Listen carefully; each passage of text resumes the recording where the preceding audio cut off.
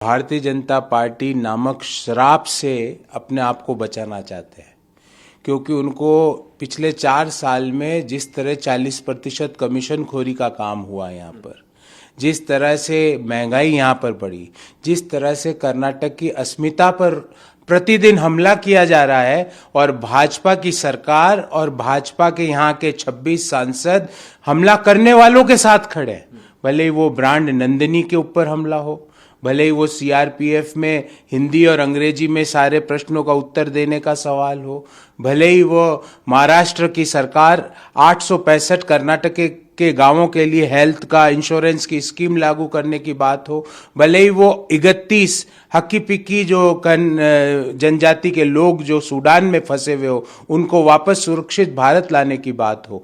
जब भी कर्नाटक का सवाल आता है, 40% कमीशन खोर तो 40% कमीशन की उगाही में लगे हुए, पर यहाँ के 26 सांसद मौन धारण कर लेते हैं। जिस राज्य ने केंद्र में कैबिनेट मंत्री भेजे, उनकी हिम्मत नहीं होती कि वो मोदी जी के सामने जाके कर्नाटक और कन्नडिगास के प्राइड की बारे में बात कर सके।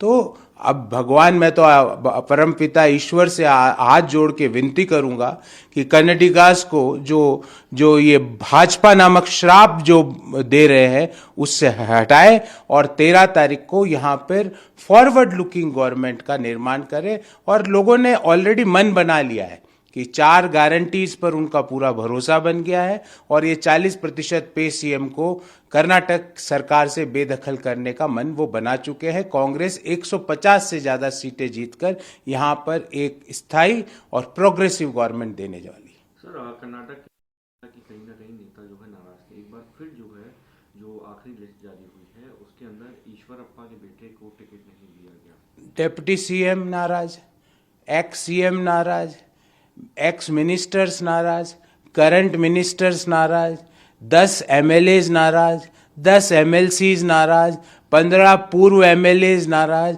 कई सीनियर लीडर्स नाराज, स्वामी जी नाराज। मतलब इनसे खुश कौन है? जो लोगों ने 3 लाख करोड़ का सालाना बजट का 1,20,000 करोड़ अर्थात 40% बजट अपने घरों में डाइवर्ट कर दिया, उनसे प्रदेश की जनता खुश तो नहीं हो सकती। तो अब समय यह है कि भारतीय जनता पार्टी का असली चेहरा सामने आ रहा है कि वो किस तरह अपने नेताओं की बेकदरी करती है, किस तरह अपने नेताओं का सार्वजनिक अपमान करती है, किस तरह अपने कार्यकर्ताओं का अपमान करती है। संतोष पाटिल भाजपा का कार्यकर्ता जिसने खुदकुशी करी, उसका भी मान नहीं रखा। नमस्कार, मैं हूं मानक गुप्ता। अगर आपको हमारा ये वीडियो पसंद आया हो तो इसे लाइक और शेयर जरूर करें और हां, हमें सब्सक्राइब और फॉलो करना ना भूलें ताकि आप देश और दुनिया की कोई खबर मिस ना करें। तो जुड़े रहिए हमारे साथ और देखते रहिए न्यूज़ 24।